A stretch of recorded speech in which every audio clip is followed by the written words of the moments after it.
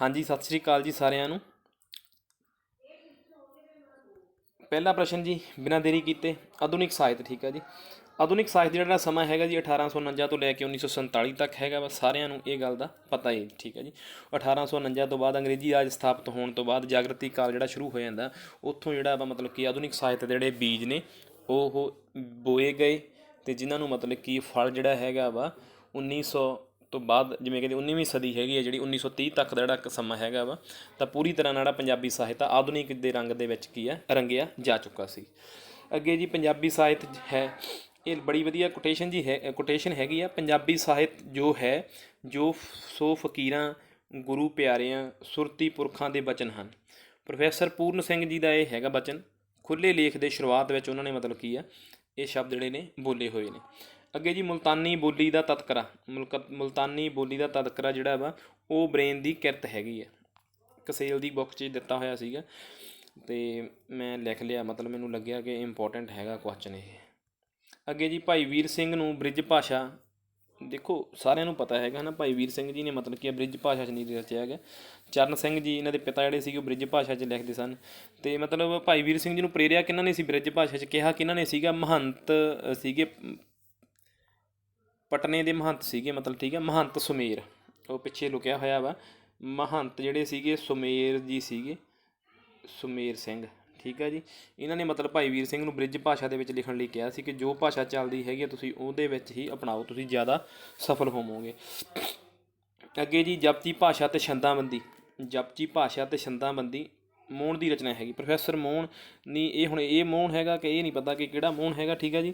ਪਰ ਦੇਖ ਲਿਓ ਮਤਲਬ ਜਪਜੀ ਭਾਸ਼ਾ ਅਤੇ ਛੰਦਾਬੰਦੀ ਜਿਹੜੀ ਪੂਰੀ ਤਕਨੀਕ ਹੈ, ਮੈਨੂੰ ਲੱਗਦਾ ਸੀਗਾ ਕਿ ਜਿਵੇਂ ਅਸੀਂ ਮਤਲਬ ਜਿਵੇਂ ਪਿੱਛੇ ਜੇ ਆਇਆ ਸੀਗਾ PTET ਦੇ ਵਿੱਚ, ਤਾਂ ਅਜਿਹੀ ਬੁੱਕ ਦੇ ਵਿੱਚੋਂ ਉਸ ਚੀਜ਼ ਦੀ ਮਤਲਬ ਕੀ ਆ ਵਧੀਆ ਆਨਸਰ ਮਿਲ ਸਕਦਾ ਹੈਗਾ ਸਾਨੂੰ, ਹੈ ਨਾ। ਉਹਨਾਂ ਨੇ ਸਪੈਸ਼ਲ ਦੇਖਿਆ ਸੀ ਛੰਦਾਬੰਦੀ, ਮਤਲਬ ਉਹਦੇ ਪੂਰਾ ਵਿਚਾਰ ਚਰਚਾ ਕੀਤੀ ਗਈ ਹੋਏ ਇਹਦੇ ਰੂਪਕ ਪੱਖ 'ਤੇ। ਅੱਗੇ ਜੀ ਸ਼ਬਦ ਅਲੰਕਾਰ ਜਿਹੜਾ ਲਿਖਿਆ ਹੋਇਆ ਵਾ ਆਰਾਮ ਸਿੰਘ ਜੀ ਦਾ ਹੈਗਾ ਵਾ। ਦੇਖੋ ਅਸ਼ਟ ਚਮਤਕਾਰ ਹੋ ਗਿਆ, ਕਲਗੀਧਰ ਅਸ਼ਟ ਚਮਤਕਾਰ ਹੋ ਗਿਆ, ਹੈ ਨਾ, ਉਹ ਭਾਈ ਵੀਰ ਸਿੰਘ ਜੀ ਨੇ ਕਿਰਤਾਂ ਨੇ। ਪਰ ਜਿਹੜਾ ਸ਼ਬਦ ਚਮਤਕਾਰ ਹੈਗਾ ਵਾ, ਸ਼ਬਦ ਚਮਤਕਾਰ, ਇਹ ਕਿਹਨਾਂ ਦਾ ਲਿਖਿਆ ਹੋਇਆ ਵਾ, ਪ੍ਰੋਫੈਸਰ ਰਾਮ ਸਿੰਘ ਜੀ ਦਾ। ਪੰਜਾਬੀ ਪੱਤਰਕਾਰੀ ਦਾ ਮੁੱਢ ਵੱਜਿਆ ਸਿੰਘ ਸਭਾ ਲਹਿਰ ਤੋਂ। ਸਿੰਘ ਸਭਾ ਲਹਿਰ ਹੋ ਗਈ, ਠੀਕ ਹੈ ਜੀ, ਚੀਫ ਖਾਲਸਾ ਦੀਵਾਨ ਹੋ ਗਏ। ਅਸਲ 'ਚ ਸਿੰਘ ਸਭਾ ਲਹਿਰ ਨੇ ਪੰਜਾਬੀ ਕਵਿਤਾ ਨੂੰ ਜਾਂ ਪੰਜਾਬੀ ਜਿਹੜੀ ਆ ਵਾਰਤਕ ਨੂੰ ਬਹੁਤ ਵੱਡਾ ਹੁੰਗਾਰਾ ਦਿੱਤਾ ਸੀਗਾ। ਮਤਲਬ ਇਹਦਾ ਬਹੁਤ ਯੋਗਦਾਨ ਹੈਗਾ। ਮਤਲਬ ਈਵਨ ਕਿ ਸ਼ੁਰੂਆਤੀ ਦੌਰ ਦੇ ਵਿੱਚ ਮਤਲਬ ਸੀਗੀ ਨਿਰੋਲ ਸਿੱਖ ਮਰਿਆਦਾ ਨਾਲ ਸੰਬੰਧਿਤ ਸਦਾਚਾਰਕ ਜਿਹੜੀ ਕਵਿਤਾ ਵਾ, ਜਾਂ ਮਤਲਬ ਕਿ ਟੈਕਟਾਂ ਦੇ ਰੂਪ ਵਿੱਚ ਕਿਵੇਂ ਨਾ ਕਿਵੇਂ ਮਤਲਬ ਕਿ ਸਿੰਘ ਸਭਾ ਲਹਿਰ ਅਧੀਨ ਮਤਲਬ ਕੀ ਆ ਛਪਦਾ ਰਿਹਾ, ਹੈ ਨਾ।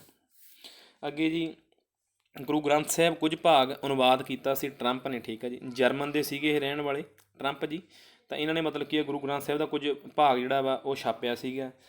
ਅਤੇ ਉਸ ਤੋਂ ਬਾਅਦ ਇਹਦੇ ਵਿੱਚ ਕਾਫੀ ਜ਼ਿਆਦਾ ਇਹਨਾਂ ਨੇ ਊਣਤਾਈਆਂ ਛੱਡਤੀਆਂ ਸੀਗੀਆਂ, ਅਤੇ ਫਿਰ ਸਿੱਖ ਰਿਲੀਜਨ ਗ੍ਰੰਥ ਜਿਹੜਾ ਵਾ ਛਾਪਿਆ ਸੀਗਾ ਮੈਕਲਾਫ ਨੇ। ਮੈਕਲਾਫ ਦਾ ਪੰਜਾਬੀ ਸਾਹਿਤ ਦੇ ਵਿੱਚ ਕਾਫੀ ਯੋਗਦਾਨ ਹੈਗਾ। ਇਹਦਾ ਇਹ ਨਹੀਂ ਸੀ ਪਤਾ, ਜਿਹਦੇ ਕਹਿੰਦੇ ਜਦੋਂ ਮੈਕਲਾਫ ਜੀ ਪੂਰੇ ਹੋਏ ਨੇ ਨਾ, ਭਾਵ ਸਵਰਗ ਸੁਧਾਰੇ, ਤਾਂ ਇਹਨਾਂ ਦਾ ਇਹ ਨਹੀਂ ਸੀ ਪਤਾ ਲੱਗਦਾ ਵੀ ਇਹਨਾਂ ਦਾ ਮਤਲਬ ਕੀ ਆ ਸਿੱਖ ਮਰਿਆਦਾ ਅਨੁਸਾਰ ਇਹਨਾਂ ਦਾ ਮਤਲਬ ਕਾਹਨ ਸਿੰਘ ਨਾਭਾ ਜੀ ਨੇ ਇਹਨਾਂ ਦੀ ਕਾਫੀ ਨੇੜਤਾ ਸੀਗੀ ਮਤਲਬ। ਤਾਂ ਇਹ ਨਹੀਂ ਸੀ ਪਤਾ, ਮਤਲਬ ਲੱਗ ਰਿਹਾ ਸੀ ਵੀ ਇਹਨੇ ਸੰਸਕਾਰ ਵਾ ਜਾਂ ਜੋ ਵੀ ਰੀਤਾਂ ਰਸਮ ਨੇ ਉਹ ਸਿੱਖ ਧਰਮ ਦੇ ਨਾਲ ਕੀਤੀਆਂ ਜਾਣ ਜਾਂ ਮਤਲਬ ਕੀ ਆ ਅੰਗਰੇਜ਼ ਧਰਮ ਦੇ ਦੁਆਰਾ ਕੀਤੀਆਂ ਜਾਣ। ਅੱਗੇ ਜੀ ਮਤਲਬ ਕਾਫੀ ਨਾਮ ਇਹਨਾਂ ਦਾ ਆਉਂਦਾ ਵਾ, ਮਤਲਬ ਮੈਕਲਾਫ ਦਾ ਮਤਲਬ ਰਚ ਮਿਚ ਗਏ ਸੀ, ਜਿਵੇਂ ਕਹਿ ਦਈਏ ਪੰਜਾਬੀ ਸਾਹਿਤ ਦੇ ਵਿੱਚ ਇਹ ਇਨਸਾਨ। ਤੋਂ ਇਹਨਾਂ ਦੀ ਸਿੱਖ ਰਿਲੀਜਨ ਤੁਸੀਂ ਗ੍ਰੰਥ ਕੀ ਆ ਯਾਦ ਰੱਖ ਲਓ। ਠੀਕ ਹੈ ਜੀ। ਅੱਗੇ ਜੀ ਡਰਪੋਕ ਸਿੰਘ ਜਿਹੜਾ ਨਾਟਕ ਸੀਗਾ ਗਿਆਨੀ ਦਿੱਤ ਸਿੰਘ ਜੀ ਦਾ। ਠੀਕ ਹੈ ਜੀ। ਇਹ ਨਾਟਕੀ ਸੰਵਾਦ ਸੀਗਾ ਡਰਪੋਕ ਸਿੰਘ, ਦੋ ਪਾਤਰ ਸੀਗੇ, ਨਾਟਕ ਸਿੰਘ ਡਰਪੋਕ ਸਿੰਘ ਅਤੇ ਇੱਕ ਹੋਰ ਪਾਤਰ। ਠੀਕ ਹੈ। ਅਤੇ ਇਹ ਨਾਟਕੀ ਸੰਵਾਦ ਕਹਿ ਸਕਦੇ ਹੈਗੇ ਆ, ਪਰ ਮੌਲਿਕ ਰੂਪ ਦੇ ਵਿੱਚ ਇਹ ਨਾਟਕ ਨਹੀਂ ਸੀਗੇ। ਕੱਲੀ ਕੱਲੀ ਲਾਈਨ ਵੀ ਜਦੋਂ ਮੈਂ ਬੋਲਦਾ ਹੁੰਦਾ, ਠੀਕ ਹੈ, ਤੁਸੀਂ ਥੋੜ੍ਹਾ ਜਿਹਾ ਧਿਆਨ ਦੇ ਲਿਆ ਕਰੋ, ਥੋੜ੍ਹੀ ਜਿਹੀ ਮਤਲਬ ਲਾਈਨਾਂ ਉੱਧਰ ਉੱਧਰ ਹੋ ਜਾਂਦੀਆਂ ਨੇ। ਹਾਂਜੀ, ਅਗਲਾ ਪ੍ਰਸ਼ਨ ਜੀ ਸਾਡਾ, ਅਰਸ਼ੀ ਛੋਹ ਥੱਲੇ ਭਾਈ ਵੀਰ ਸਿੰਘ ਦੀਆਂ ਅਣਛਪੀਆਂ ਕਵਿਤਾਵਾਂ ਜਿਹੜੀਆਂ ਸੀਗੀਆਂ ਛਾਪੀਆਂ ਗਈਆਂ ਸੀਗੀਆਂ। ਅਰਸ਼ੀ ਛੋਹ ਥੱਲੇ, ਅਰਸ਼ੀ ਛੂਹ ਥੱਲੇ ਕਹਿ ਲਓ, ਹੈ ਨਾ, ਥੋੜ੍ਹਾ ਜਿਹਾ ਬੋਲੀ ਦਾ ਹੋ ਸਕਦਾ ਫਰਕ। ਇਹਨਾਂ ਦੀ ਮਤਲਬ ਕੀ ਆ ਇੱਕ ਲਾਈਨਾਂ ਹੈਗੀਆਂ ਕਵਿਤਾ ਦੀਆਂ, ਬੈਠ ਵੇ ਗਿਆਨੀ ਬੁੱਧੀ ਮੰਡਲੇ ਦੀ ਕੈਦ ਵਿੱਚ, ਵਲਵਲੇ ਦੇ ਦੇਸ ਲੱਗ ਗਈਆਂ ਸਾਡੀਆਂ ਯਾਰੀਆਂ। ਇਹ ਭਾਈ ਵੀਰ ਸਿੰਘ ਜੀ ਦੀਆਂ ਲਾਈਨਾਂ ਹੈਗੀਆਂ ਨੇ। ਵਲਵਲੇ ਦੇ ਵਿੱਚ, ਖੇੜੇ ਦੇ ਵਿੱਚ, ਵੇਗ ਦੇ ਵਿੱਚ, ਇਹ ਸ਼ਬਦ ਜਿਹੜਾ ਖੇੜਾ ਸ਼ਬਦ ਇਹਨਾਂ ਦੀ ਕਵਿਤਾ ਦਾ ਮਤਲਬ ਕੀ ਹੈ ਮੁੱਖ ਹੈਗਾ, ਕਹਿ ਸਕਦੇ ਹਾਂ। ਖੇੜਾ ਵਾਰ ਜਿਹੜਾ ਜ਼ਿਕਰ ਵਾ ਇਹਨਾਂ ਦੀ ਕਵਿਤਾ ਦੇ ਵਿੱਚ ਆਉਂਦਾ ਵਾ। ਸਫਲ ਜ਼ਿਆਦਾਤਰ ਭਾਈ ਵੀਰ ਸਿੰਘ ਜੀ ਛੋਟੀਆਂ ਕਵਿਤਾਵਾਂ ਦੇ ਵਿੱਚ ਹੀ ਹੋਏ। ਜੇ ਉੱਥੇ ਆਪਾਂ ਆ ਜਾਂਦਾ ਨਾ ਪ੍ਰਸ਼ਨ, ਤਾਂ ਤੁਸੀਂ ਕਸੇਲ ਦੀ ਬੁੱਕ 'ਚੋਂ ਇਹ ਕਹਿ ਸਕਦੇ ਹੋ ਕਿ ਉਹਨਾਂ ਨੇ ਮਤਲਬ ਲਿਖਿਆ ਹੋਇਆ ਕਿ ਲੰਮੀਆਂ ਕਵਿਤਾਵਾਂ ਵੀ ਸੀਗੀਆਂ ਇਹਨਾਂ ਦੀਆਂ, ਠੀਕ ਆ, ਕਾਫੀ ਜ਼ਿਆਦਾ ਤੁਸੀਂ ਪੜ੍ਹੀਆਂ ਹੋਣੀਆਂ, ਸਾਰਿਆਂ ਨੇ ਪੜ੍ਹੀਆਂ ਹੋਈਆਂ ਆਪਾਂ, ਠੀਕ ਆ। ਤਾਂ ਜ਼ਿਆਦਾਤਰ ਇਹ ਸਫਲ ਜਿਹੜੀਆਂ ਛੋਟੀਆਂ ਕਵਿਤਾਵਾਂ ਦੇ ਵਿੱਚ ਹੋਈ ਸੀਗੀ, ਅਤੇ ਇਹਨਾਂ ਦਾ ਮੇਰੇ ਸਾਈਆਂ ਜੀਉੜ ਸੀਗਾ ਉਹ ਛੋਟੀਆਂ ਕਵਿਤਾਵਾਂ ਦੇ ਨਾਲ ਜਿਹੜਾ ਸੀ ਸੰਬੰਧ ਰੱਖਦਾ ਸੀਗਾ। ਇਲਮ ਅਤੇ ਅਮਲ, ਸਦਾਚਾਰਕ ਉਪਦੇਸ਼ ਜਿਹੜੀ ਕਵਿਤਾ ਹੈਗੀ ਆ, ਕਵਿਤਾ ਇਹਨਾਂ ਦੀ ਇਲਮ ਅਤੇ ਅਮਲ। ਮਟਕ ਹੁਲਾਰੇ, ਠੀਕ ਹੈ ਜੀ, ਸਾਰਿਆਂ ਨੂੰ ਸਾਨੂੰ ਪਤਾ ਹੈਗਾ ਵਾ 1922 ਦੇ ਵਿੱਚ ਛਪੀ ਸੀਗੀ। ਵਿਸ਼ਾ ਸੀ ਇਹਦਾ ਕਸ਼ਮੀਰ ਦੀ ਸੁੰਦਰਤਾ ਨਾਲ ਸੰਬੰਧਿਤ। ਜਿਵੇਂ ਇਹ ਵਾਲੇ ਪ੍ਰਸ਼ਨ ਹੁੰਦੇ ਆ, ਮੈਨੂੰ ਐਂ ਹੁੰਦਾ ਕਿ ਇਹ ਤਾਂ ਸਾਰਿਆਂ ਨੂੰ ਪਤਾ ਹੀ ਹੈ ਨਾ, ਇਹਨੂੰ ਲਿਖਣ ਦਾ ਕੋਈ ਫਾਇਦਾ ਨਹੀਂ, ਤਾਂ ਉਹ ਮੈਂ ਛੱਡ ਦਿੰਦਾ ਹੁੰਦਾ ਵਾ। ਜਿਵੇਂ ਕਵੀਆਂ ਦੇ ਨਾਮ ਹੋ ਗਏ, ਰਾਈਟਰਾਂ ਦੇ ਨਾਮ, ਜਿਵੇਂ ਕਵਿਤਾਵਾਂ ਜਿਹੜੀਆਂ ਛਪੀਆਂ ਕਦੋਂ ਛਪੀਆਂ ਹਨ, ਤਾਂ ਉਹ ਮੈਂ ਜ਼ਿਆਦਾਤਰ ਛੱਡ ਹੀ ਦਿੰਦਾ ਹੁੰਦਾ ਕਿ ਮੈਨੂੰ ਪਤਾ ਕਿ ਇਹ ਕੁਐਸਚਨ ਸਾਰਿਆਂ ਨੂੰ ਹੀ ਪਤਾ ਹੈਗਾ, ਠੀਕ ਹੈ ਜੀ। ਅੱਗੇ ਜੀ ਰੁਬਾਈ ਦਾ ਪਹਿਲੀ ਵਾਰੀ ਰਿਵਾਜ ਜਿਹੜਾ ਪੰਜਾਬੀ ਦੇ ਵਿੱਚ ਭਾਈ ਵੀਰ ਸਿੰਘ ਨੇ ਹੀ ਪਾਇਆ ਸੀ, ਠੀਕ ਹੈ ਜੀ। ਰੁਬਾਈ ਦਾ ਰਿਵਾਜ ਪੰਜਾਬੀ ਵਿੱਚ ਸਭ ਤੋਂ ਪਹਿਲਾਂ ਭਾਈ ਵੀਰ ਸਿੰਘ ਨੇ ਪਾਇਆ ਸੀ। ਅੱਗੇ ਜੀ ਰਾਣਾ ਸੂਰਤ ਸਿੰਘ ਜਿਹੜੀ ਹੈਗੀ ਆ, ਇਹਨਾਂ ਦਾ ਮਹਾਂਕਾਵ ਹੈਗਾ ਵਾ 1905 ਦੇ ਵਿੱਚ ਜਿਹੜਾ ਵਾ ਟਰੈਕਟਾਂ ਦੇ ਰੂਪ 'ਚ ਛਪਣਾ ਸ਼ੁਰੂ ਹੋਇਆ, ਅਤੇ 1919 ਦੇ ਵਿੱਚ ਇਹ ਮਤਲਬ ਕਿ ਪੂਰਾ ਨਿਰੋਲ ਕਿਤਾਬ ਦੇ ਵਿੱਚ ਕਹਿ ਸਕਦੇ ਹੈਗੇ। ਸਿੱਖੀ ਸਿਧਾਂਤ ਰਾਹੀਂ ਵਿਧਵਾ ਦੇ ਡੋਲ ਰਹੇ ਚਿੱਤ ਨੂੰ ਦਿਲਾਸਾ ਦਿੱਤਾ ਗਿਆ ਇਸ ਦੇ ਵਿੱਚ, ਮਤਲਬ ਸਦਾ ਕੌਰ, ਠੀਕ ਆ, ਜਿਹੜੀ ਇਹਦੀ ਰਾਣੀ ਹੈਗੀ ਆ, ਮਤਲਬ ਉਹ ਵਿਧਵਾ ਹੁੰਦੀ ਆ ਰਾਜੇ ਦੀ। ਤਾਂ ਇਹਨੂੰ ਇੱਕ ਵਾਰੀ ਥੋੜ੍ਹਾ ਜਿਹਾ ਸਰਚ ਮਾਰ ਕੇ ਪੜ੍ਹ ਲਿਓ, ਠੀਕ ਆ ਜੀ, ਕੁਛ ਨਾ ਕੁਛ ਇਹ 'ਚੋਂ ਤੁਹਾਨੂੰ ਸਿੱਖਣ ਨੂੰ ਮਿਲ ਜੂਗਾ, ਕਈ ਵਾਰੀ ਪ੍ਰਸ਼ਨ ਆ ਜਾਂਦਾ ਵਾ ਇਹ 'ਤੇ। ਅੱਗੇ ਜੀ ਰੁਬਾਈ ਹੈਗੀ ਆ ਸੀਨੇ ਖਿੱਚ, ਜਿਨ੍ਹਾਂ ਨੇ ਖਾਧੀ ਉਹ ਆਰਾਮ ਕਰਨ ਹੀ ਬਹਿੰਦੇ, ਠੀਕ ਆ। ਇਹ ਰੁਬਾਈ ਹੈਗੀ ਆ ਪ੍ਰਸ਼ਨ ਉੱਤਰ ਦੇ ਰੂਪ ਦੇ ਵਿੱਚ ਹੈਗੀ ਆ, ਠੀਕ ਆ ਜੀ। ਇੱਛਾ ਵੱਲ ਅਤੇ ਡੂੰਘੀਆਂ ਛਾਵਾਂ ਤੁਸੀਂ ਮਤਲਬ ਕੀ ਆ ਪੜ੍ਹ ਲਿਓ, ਕਿਤੇ ਨਾ ਕਿਤੇ BA ਦੀ ਕਿਤਾਬ ਦੇ ਵਿੱਚ ਜਾਂ +1 ਦੀ ਕਿਤਾਬ ਦੇ ਵਿੱਚ ਹੋਊਗਾ, ਲੈਕਟਰ ਦੀ ਵਿੱਚ। ਅੱਗੇ ਜੀ ਮੇਰੇ ਸਾਈਆਂ ਜੀਓ, ਅਧਿਆਤਮਕ, ਜਿਹੜਾ ਕਿ ਤੁਹਾਨੂੰ ਪਤਾ ਹੀ ਆ ਸਾਹਿਤ ਅਕਾਦਮੀ ਅਵਾਰਡ ਹੈਗਾ ਵਾ, ਅਧਿਆਤਮਕ ਕਾਵਿ ਦੀ ਯਾਤਰਾ ਦਾ ਸਿਖਰ ਹੈਗਾ, ਮਤਲਬ ਨਿਰੋਲ ਰਹੱਸਵਾਦੀ ਰੂਪ ਦੇ ਵਿੱਚ ਚਿਤਰਿਆ ਹੋਇਆ ਵਾ। ਉਹਦੀਆਂ ਕਵਿਤਾਵਾਂ ਛੋਟੀਆਂ ਛੋਟੀਆਂ ਰੂਪ 'ਚ ਲਿਖੀਆਂ ਹੋਈਆਂ ਨੇ। ਖੁੱਲ੍ਹੀ ਕਵਿਤਾ ਜਿਹੜੀ ਸਾਰਾ ਮਤਲਬ ਕੀ ਹੈ ਖੁੱਲ੍ਹੀ ਕਵਿਤਾ ਦੇ ਰੂਪ ਦੇ ਵਿੱਚ ਹੀ ਜਿਹੜਾ ਵਾ ਲਿਖਿਆ ਹੋਇਆ ਭਾਈ ਵੀਰ ਸਿੰਘ ਜੀ ਦਾ। ਅੱਗੇ ਆ ਜਾਂਦੇ ਆ ਜੀ ਸਾਡੇ ਕੋਲ ਪ੍ਰੋਫੈਸਰ ਪੂਰਨ ਸਿੰਘ ਜੀ, ਠੀਕ ਹੈ ਜੀ। ਪ੍ਰੋਫੈਸਰ ਪੂਰਨ ਸਿੰਘ ਜੀ 1881 ਤੋਂ 1931 ਦੇ ਦਰਮਿਆਨ, ਠੀਕ ਹੈ ਜੀ, ਵਿਚਰੇ। ਐਬਟਾਬਾਦ ਵਿਖੇ ਸਲਹੱਡ ਵਿਖੇ ਇਹਨਾਂ ਦਾ ਜਨਮ ਹੋਇਆ, ਠੀਕ ਹੈ ਜੀ। ਮੂਲ ਰੂਪ ਦੇ ਵਿੱਚ ਕੀ ਸੀਗੇ, ਸਾਇੰਸ ਦੇ ਵਿਗਿਆਨੀ, ਸਾਇੰਸ ਦੇ ਸਟੂਡੈਂਟ ਸੀਗੇ, ਤਾਂ ਇਹ ਵਿਗਿਆਨੀ ਸੀਗੇ, ਠੀਕ ਹੈ ਜੀ। ਤਾਂ ਮਤਲਬ ਕਿ ਸਕੋਲਰਸ਼ਿਪ 'ਤੇ ਜਾਂ ਬਾਹਰ ਮੌਕਾ ਮਿਲਿਆ ਇਹਨਾਂ ਨੂੰ ਮਤਲਬ ਕੀ ਆ ਪੜ੍ਹਨ ਦਾ, ਹੈ ਨਾ, ਜਾਪਾਨ ਦੇ ਵਿੱਚ। ਇਹਨਾਂ ਦੀ ਰਚਨਾ ਜਿਹੜੀ ਹੈਗੀ ਆ ਖੁੱਲ੍ਹੇ ਘੁੰਡ, ਦੇਖੋ ਤੁਹਾਨੂੰ ਸਾਰਿਆਂ ਨੂੰ ਪਤਾ ਹੈਗਾ ਖੁੱਲ੍ਹੇ ਘੁੰਡ, ਖੁੱਲ੍ਹੇ ਲੇਖ, ਤਿੰਨ ਕਿਤੇ ਜਿਹੜਾ ਖੁੱਲ੍ਹੇ ਇਹਨਾਂ ਦੇ ਸੰਬੰਧ ਰੱਖਦਾ ਹੈਗਾ, ਹੈ ਨਾ। ਤਾਂ ਬੋਧੀ ਪ੍ਰਭਾਵ ਜਿਹੜਾ ਹੈਗਾ ਵਾ, ਦਾਰਸ਼ਨਿਕ ਹੈਗੀ ਆ ਖੁੱਲ੍ਹੇ ਘੁੰਡ ਤੋਂ ਜਿਵੇਂ ਖੁੱਲ੍ਹੇ ਮੈਦਾਨ ਹੋ ਗਿਆ, ਠੀਕ ਹੈ, ਉਹ ਸਾਰੀ ਰਚਨਾ ਦੇ ਜਿਵੇਂ ਜਿਹੜੀ ਪ੍ਰਤੀਨਿਧ ਕਰਦੀ ਹੈਗੀ ਆ ਸਾਰੇ ਪੱਖਾਂ ਨੂੰ। ਪਰ ਜਿਹੜੀ ਖੁੱਲ੍ਹੇ ਘੁੰਡ ਆ ਇਹ ਥੋੜ੍ਹੀ ਜਿਹੀ ਛੋਟੀ ਹੈਗੀ ਆ, ਆਕਾਰ 'ਚ ਵੀ ਛੋਟੀ ਹੈਗੀ ਆ, ਅਤੇ ਇਹਦੇ ਵਿੱਚ ਉਹਨਾਂ ਦਾ ਬੋਧੀ ਪ੍ਰਭਾਵ ਜਿਹੜਾ ਵਾ ਮਤਲਬ ਦਾਰਸ਼ਨਿਕ ਕਹਿ ਸਕਦੇ, ਰਹੱਸਵਾਦੀ ਜਿਹੜੀ ਹੈਗੀ ਆ ਖੁੱਲ੍ਹੇ ਘੁੰਡ। ਜਾਪਾਨ ਦੀ ਕਲਾ ਅਤੇ ਸੁੰਦਰਤਾ ਦਾ ਜ਼ਿਕਰ ਇਹਨਾਂ ਨੇ ਜਿਹੜਾ ਵਾ ਖੁੱਲ੍ਹੇ ਘੁੰਡ ਦੇ ਵਿੱਚ ਕੀਤਾ ਹੋਇਆ ਵਾ। ਜਿਹੜੀ ਖੁੱਲ੍ਹੇ ਮੈਦਾਨ ਹੈਗੀ ਆ ਉਹ ਮਤਲਬ ਕੀ ਆ ਹਰ ਪੱਖ ਤੋਂ, ਮੈਂ ਅੱਗੇ ਕੀਤਾ ਹੈਗਾ ਪ੍ਰਸ਼ਨ ਵੀ ਆਪਣੇ ਕੋਲੇ, ਖੁੱਲ੍ਹੇ ਮੈਦਾਨ ਹਰ ਪੱਖ ਤੋਂ ਪ੍ਰਤੀਨਿਧਤਾ ਕਰਦਾ, ਸਾਰੀ ਕੀ ਆ ਛੰਦ ਮੁਕਤ ਜਿਹੜੀ ਆ ਇਹ ਲਿਖੀ ਹੋਈ ਹੈਗੀ ਆ ਖੁੱਲ੍ਹੇ ਮੈਦਾਨ ਇਹਨਾਂ ਦੀ। ਅਤੇ ਖੁੱਲ੍ਹੇ ਲੇਖ ਜਿਹੜੇ ਹੈਗੇ ਨੇ ਇਹਨਾਂ ਦੇ ਜੀ 1929 ਦੇ ਵਿੱਚ ਛਪੇ ਹੋਏ ਨੇ, ਠੀਕ ਆ ਜੀ। 14 ਲੇਖ ਨੇ, ਠੀਕ ਆ ਜੀ। ਕਵਿਤਾ ਜਿਵੇਂ ਮਤਲਬ ਕੁਛ ਕੁ ਆਲੋਚਨਾ ਦੇ ਨਾਲ ਵੀ ਸੰਬੰਧਿਤ ਹੈਗੇ ਨੇ 4 ਲੇਖ, ਤਾਂ ਤੁਸੀਂ ਉਹ ਖੋਲ੍ਹ ਕੇ ਨਾ ਕਿਤਾਬ ਜਾਂ ਖੁੱਲ੍ਹੇ ਲੇਖਾਂ ਦਾ ਵੇਰਵਾ ਜਿਹੜਾ ਵਾ 2-2 4-4 5-5 ਲਾਈਨਾਂ ਉਹਨਾਂ ਦੀਆਂ ਜ਼ਰੂਰ ਪੜ੍ਹਿਓ, ਠੀਕ ਹੈ। ਤਾਂ ਆਪਾਂ ਨੂੰ ਕਾਫੀ ਕੁਛ ਉਹਨਾਂ ਦੇ ਵਿੱਚੋਂ ਤੁਹਾਨੂੰ ਸਿੱਖਣ ਨੂੰ ਮਿਲ ਜਾਊਗਾ, ਠੀਕ ਹੈ ਜੀ। ਅੱਗੇ ਜੀ ਅੱਧ ਮਿੱਟੀ ਅੱਖ ਭਾਈ ਨੰਦ ਲਾਲ ਦੀ, ਠੀਕ ਹੈ ਜੀ। ਅੱਧ ਮਿੱਟੀ ਅੱਖ ਭਾਈ ਨੰਦ ਲਾਲ ਦੀ ਪੰਜਾਬੀ ਨਵ ਅਧਿਆਤਮਕ ਦਾ ਸਿਖਰ ਹੈਗੀ ਆ। ਅੱਗੇ ਕਸੇਲ ਦੀ ਬੁੱਕ 'ਚੋਂ 7-8 ਪ੍ਰਸ਼ਨ ਇੱਦਾਂ ਹੀ ਚੱਕ ਕੇ ਪਾਏ ਹੋਏ ਸੀ, ਲਾਈਨ ਟੂ ਲਾਈਨ ਚੱਕ ਕੇ ਪਾਏ ਹੋਏ ਸੀਗੇ, ਠੀਕ ਹੈ ਜੀ। ਕਿਸੇ ਨੇ ਕਮੈਂਟ ਵੀ ਕੀਤਾ ਸੀ, ਕਹਿੰਦੇ ਜੀਤ ਸਿੰਘ ਜੋਸ਼ੀ ਦੀ ਬੁੱਕ 'ਚੋਂ ਸੀਗੇ ਮਤਲਬ ਜ਼ਿਆਦਾਤਰ। ਪਰ ਚਲੋ ਜਿਹਨੇ ਵੀ ਪਾਇਆ ਸੀ ਪੇਪਰ ਉਹਨੇ ਮਤਲਬ ਇੱਕ ਤਾਂ ਦੇਖੋ ਉਹ ਮਤਲਬ ਕਿ ਜਿਵੇਂ ਗੁਰਮਤਿ ਕਾਵਿ ਉਹਨੇ ਬਿਲਕੁਲ ਨਹੀਂ ਛੋਇਆ ਸੀ, ਠੀਕ ਹੈ। ਅਤੇ ਨਾਟਕ ਨਾਲ ਸੰਬੰਧਿਤ ਵੀ ਜਿਹੜੇ ਕੁਐਸਚਨ ਸੀ ਉਹ ਬਾਹਲੇ ਵਧੀਆ ਨਹੀਂ ਸੀ ਪਾਏ ਹੋਏ। ਅਤੇ ਚਲੋ ਹਰੇਕ ਦਾ ਮਤਲਬ ਅੱਡ ਅੱਡ ਫੰਡਾ ਹੁੰਦਾ ਹੈ ਨਾ, ਜਦੋਂ ਪੇਪਰ ਪਾਉਂਦਾ ਵਾ, ਜਦੋਂ ਅਸੀਂ ਪੇਪਰ ਆਪਾਂ ਵੀ ਟੀਚਰ ਆਪਾਂ ਪੇਪਰ ਪਾਉਣੇ ਹੈਗੇ ਹਨ, ਤਾਂ ਮਤਲਬ ਦਿਮਾਗ ਦੇ ਨਾਲ ਖੇਡਣਾ ਹੈਗਾ ਉਹਨਾਂ ਨੇ, ਹੈ ਨਾ। ਤਾਂ ਇਸ ਕਰਕੇ ਮਤਲਬ ਮੈਨੂੰ ਐਂ ਹੁੰਦਾ ਕਿ ਕਸੇਲ ਦੀ ਬੁੱਕ ਜ਼ਰੂਰ ਸਾਹਮਣੇ ਰੱਖੀ ਜਾਂਦੀ ਹੈ, ਮਤਲਬ ਜਦੋਂ ਕੋਈ ਬੰਦਾ ਪੇਪਰ ਪਾਉਂਦਾ ਵਾ। ਪਹਿਲਾਂ ਜਿਹੜੇ 16 ਦਾ ਪੇਪਰ ਹੋਇਆ ਕਹਿ ਸਕਦੇ ਹਾਂ, ਜਾਂ ਮਤਲਬ 18 ਪਹਿਲਾਂ ਪੇਪਰ ਜਿਹੜੇ ਹੋਏ ਨੇ ਮਤਲਬ ਕਹਿਣ ਦਾ ਮਤਲਬ ਪੰਜਾਬੀ ਦੇ, ਹੈ ਨਾ, 3704 ਤੋਂ ਪਹਿਲਾਂ, ਉਹ ਮਤਲਬ ਕੀ ਆ ਸਿਰਫ ਉੱਪਰੋਂ ਜਿਵੇਂ ਕਹਿ ਦਈਏ ਉੱਪਰੋਂ ਪਾਤੇ, ਹੈ ਨਾ। ਅਤੇ 3704 ਜਿਵੇਂ ਕਹਿ ਦਈਏ ਬਹੁਤ ਡੂੰਘਾਈ 'ਚ ਜਾ ਕੇ ਪੇਪਰ ਪਾਇਆ ਹੋਇਆ ਥੋੜ੍ਹਾ ਜਿਹਾ। ਗੱਲ ਕੁਛ ਵੀ ਨਹੀਂ ਸੀ ਇੰਨਾ ਡੂੰਘਾਈ ਦੇ ਵਿੱਚ ਨਹੀਂ ਸੀ, ਮਤਲਬ ਕੁਐਸਚਨ ਹੀ ਸੀ ਜਿਹੜੇ ਉਹੀ ਘੁਮਾਏ ਹੋਏ ਸੀਗੇ ਮਤਲਬ ਥੋੜ੍ਹੇ ਬਹੁਤੇ। ਸੋ ਇਸ ਕਰਕੇ ਮੈਂ ਤਾਂ ਹੀ ਤੁਹਾਨੂੰ ਕਹਿਣਾ ਹੁੰਦਾ ਕਿ ਤੁਸੀਂ ਨਾ ਥੋੜ੍ਹਾ ਜਿਹਾ ਆਪਦਾ ਜਿਹੜਾ ਧਿਆਨ ਵਾ ਜਾਂ ਥੋੜ੍ਹੀ ਜਿਹੜੀ ਹੈਗੀ ਬੁੱਧੀ ਹੈ ਨਾ ਉਹ ਤੀਖਣ ਕਰ ਲਓ। ਆਲੋਚਨਾ ਮਤਲਬ ਜੇ ਕਿਸੇ ਕੁਐਸਚਨ ਜਿਵੇਂ ਮਤਲਬ ਕਿ ਕੁਐਸਚਨ ਦਾ ਉੱਤਰ ਸਹੀ ਵੀ ਦੱਸ ਰਿਹਾ ਵਾ ਤਾਂ ਉਹਦੇ ਨਾਲ ਤੁਹਾਨੂੰ ਮਤਲਬ ਕੀ ਆ ਅੱਗੇ 2-3 ਜਿਹੜੇ ਕੁਐਸਚਨ ਆ ਉਹ ਕਲੀਅਰ ਹੋਣੇ ਚਾਹੀਦੇ ਆ। ਹਾਂਜੀ ਅੱਗੇ ਜੀ ਜੰਗਲੀ ਫੁੱਲ ਜਿਹੜੀ ਹੈਗੀ ਆ ਕਵਿਤਾ ਉਹ ਕੀ ਆ, ਸਫਲ ਰੋਮਾਂਟਿਕ ਕਵਿਤਾ ਹੈਗੀ ਆ ਭਾਈ ਪ੍ਰੋਫੈਸਰ ਪੂਰਨ ਸਿੰਘ ਜੀ ਦੀ। ਅਰਸ਼ੀ ਲੜੀ ਮਹਾਕਾਵ ਆਕਾਰ ਲੰਬੇਰੀ ਨਾਟਕ ਕਵਿਤਾ ਹੈਗੀ ਆ, ਇਹ ਯਾਦ ਰੱਖ ਲਿਓ, ਨਾਲ ਦੀ ਨਾਲ ਲਿਖ ਲਿਆ ਕਰੋ। ਜਿਹੜੀ ਅਰਸ਼ੀ ਲੜੀ ਹੈਗੀ ਆ ਅਤੇ ਜੰਗਲੀ ਫੁੱਲ ਹੈਗੀ ਆ, ਇਹ ਲੰਮੀਆਂ ਕਵਿਤਾਵਾਂ ਨੇ, ਅਤੇ ਜਿਹੜੀ ਅਰਸ਼ੀ ਲੜੀ ਆ ਉਹ ਮਹਾਕਾਵ ਆਕਾਰ ਦੀ ਹੈਗੀ ਆ। ਠੀਕ ਹੈ ਜੀ। ਇਹਦੇ ਵਿੱਚ ਪ੍ਰੀਤ ਦਾ ਫਲਸਫਾ ਲਿਆ ਗਿਆ ਅਰਸ਼ੀ ਲੜੀ ਦੇ ਵਿੱਚ। ਠੀਕ ਆ, ਅਰਸ਼ੀ ਲੜੀ ਦੇ ਵਿੱਚ ਜਦੋਂ ਬੰਦਾ ਅਰਸ਼ ਮਤਲਬ ਜਿਵੇਂ ਕਹਿੰਦੇ ਜਦੋਂ ਬੰਦੇ ਨੂੰ ਇਹਨੂੰ ਯਾਦ ਰੱਖਣ ਦਾ ਟਰੈਕ ਵਾ ਇੱਕ ਮਤਲਬ ਵੈਸੇ, ਜਦੋਂ ਬੰਦਾ ਪ੍ਰੀਤ ਦੇ ਵਿੱਚ ਪੈ ਜਾਂਦਾ ਤਾਂ ਉਹ ਮਤਲਬ ਕਿ ਅਰਸ਼ਾਂ 'ਤੇ ਪਹੁੰਚ ਜਾਂਦਾ ਹੈ ਨਾ, ਅਤੇ ਇਹਨੂੰ ਇੱਦਾਂ ਯਾਦ ਰੱਖ ਰਿਹਾ, ਤੁਹਾਨੂੰ ਕਦੇ ਨਹੀਂ ਭੁੱਲੂਗੀ ਇੱਦਾਂ। ਮਤਲਬ ਮੈਂ ਹੁਣ ਇਹ ਯਾਦ ਇੱਦਾਂ ਹੀ ਕੀਤੀ ਆ ਕਿ ਜਦੋਂ ਬੰਦਾ ਪਿਆਰ ਮੁਹੱਬਤ 'ਚ ਪੈ ਜਾਂਦਾ ਅਤੇ ਉਹ ਅਰਸ਼ ਦੀਆਂ ਗੱਲਾਂ ਕਰਨ ਲੱਗ ਜਾਂਦਾ ਹੈ ਨਾ, ਤਾਂ ਮਤਲਬ ਕੀ ਆ ਉਹ ਸੋਚ ਜਿਹੜੀ ਉਹਨੂੰ ਐਂ ਸਾਰਾ ਕੁਝ ਸੋਹਣਾ ਸੋਹਣਾ ਲੱਗਣ ਲੱਗ ਜਾਂਦਾ ਵਾ। ਤਾਂ ਇਹ ਤੁਹਾਨੂੰ ਹੁਣ ਕਦੇ ਨਹੀਂ ਭੁੱਲੂਗੀ, ਯਾਦ ਰੱਖ ਲਿਓ ਇਹਨੂੰ। ਅੱਗੇ ਜੀ, ਪੰਜਾਬੀ ਕਵਿਤਾ ਵਿੱਚ ਗੂੜ ਰੋਮਾਂਸ ਜਿਹੜਾ ਪਹਿਲੀ ਵਾਰ ਕੀ ਆ, ਗੂੜ ਰੋਮਾਂਸ ਪੰਜਾਬੀ ਦੇ ਵਿੱਚ ਦੇਖੋ ਕੁਦਰਤ ਦੀ ਗੱਲ ਕੀਤੀ, ਚਾਹੇ ਉਹਨੇ ਮਜ਼ਦੂਰਾਂ ਦੀ ਗੱਲ ਕੀਤੀ, ਚਾਹੇ ਉਹਨੇ ਪ੍ਰਮਾਤਮਾ ਦੀ ਗੱਲ ਕੀਤੀ, ਪ੍ਰੋਫੈਸਰ ਪੂਰਨ ਸਿੰਘ ਨੇ ਤੁਸੀਂ ਦੇਖੇ ਪੰਜਾਬ ਦੇ ਦਰਿਆ, ਪੰਜਾਬ ਦੇ ਮਜ਼ਦੂਰ ਹੈ ਨਾ, ਤਾਂ ਮਤਲਬ ਉਹਨੇ ਵਾਰ-ਵਾਰ ਮਤਲਬ ਕੀ ਚਿਤਰਿਆ ਹੋਇਆ ਨਾ। ਤਾਂ ਗੂੜ ਰੋਮਾਂਸ ਜਿਹੜਾ ਵਾ ਪਹਿਲੀ ਵਾਰੀ ਪੰਜਾਬੀ ਦੇ ਵਿੱਚ ਪ੍ਰੋਫੈਸਰ ਪੂਰਨ ਸਿੰਘ ਜੀ ਨੇ ਲੈ ਕੇ ਆਂਦਾ। ਇਹ ਕੁਐਸਚਨ ਦਿਮਾਗ 'ਚ ਬਿਠਾ ਲਓ ਤੁਸੀਂ। ਅੰਗਰੇਜ਼ੀ ਕਵਿਤਾ ਜਿਹੜੀ ਆ ਅਤੇ ਪੰਜਾਬੀ ਕਵਿਤਾ ਦੋਨੇ ਪੂਰਕ ਕਵਿਤਾਵਾਂ, ਮਤਲਬ ਕਿ ਜਿਹੜਾ ਸਾਹਿਤ ਜਿਹੜਾ ਰਚਿਆ ਇਹਨਾਂ ਨੇ ਅੰਗਰੇਜ਼ੀ ਦੇ ਵਿੱਚ ਰਚਿਆ, ਚਾਹੇ ਉਹ ਪੰਜਾਬੀ 'ਚ ਰਚਿਆ, ਦੋਨੇ ਇੱਕ ਦੂਜੇ ਦੇ ਪੂਰਕ ਹੈਗੇ ਨੇ, ਮਤਲਬ ਨਿਖੇਧਾਤਮਕ ਨਹੀਂ ਹੈਗੇ ਗੇ, ਮਤਲਬ ਇੱਕ ਦੂਜੇ ਦੇ ਵਿੱਚ ਕੀ ਆ ਸਮੋਏ ਹੋਏ ਨੇ। ਅੰਗਰੇਜ਼ੀ ਜਿਹੜਾ ਹੈਗਾ ਸਾਹਿਤ ਇਹਨਾਂ ਨੇ ਜ਼ਿਆਦਾ ਰਚਿਆ ਵਾ, ਪੰਜਾਬੀ ਜਿਹੜਾ ਹੈਗਾ ਵਾ ਘੱਟ ਰਚਿਆ। ਠੀਕ ਹੈ ਜੀ। ਅੱਗੇ ਜੀ, ਅਤੇ ਪ੍ਰੋਫੈਸਰ ਪੂਰਨ ਸਿੰਘ ਮਹਾਨ ਰਾਸ਼ਟਰੀ ਕਵੀ ਸੀਗਾ, ਮਤਲਬ ਰਾਸ਼ਟਰੀ ਕਵੀ ਦਾ ਦਰਜਾ ਜਿਹੜਾ ਇਹਨਾਂ ਨੇ ਲੈ ਲਿਆ। ਮਤਲਬ ਦੇਖੋ ਬਾਹਰ ਰਹੇ ਸੀ ਹੈ ਨਾ, ਮਤਲਬ ਜਾਪਾਨ ਦੇ ਵਿੱਚ ਜਿਹੜੀ ਸੋਚ ਸੀਗੀ ਉਹ ਮਤਲਬ ਕੀ ਆ ਖਿੱਤੇ ਤੋਂ ਉੱਠ ਕੇ ਜਿਹੜੀ ਆ ਮਤਲਬ ਕੀ ਆ ਉੱਪਰ ਪਹੁੰਚ ਗਈ ਸੀ ਹੈ ਨਾ, ਰਾਸ਼ਟਰੀ ਲੈਵਲ 'ਤੇ ਪਹੁੰਚ ਗਈ ਸੀਗੀ।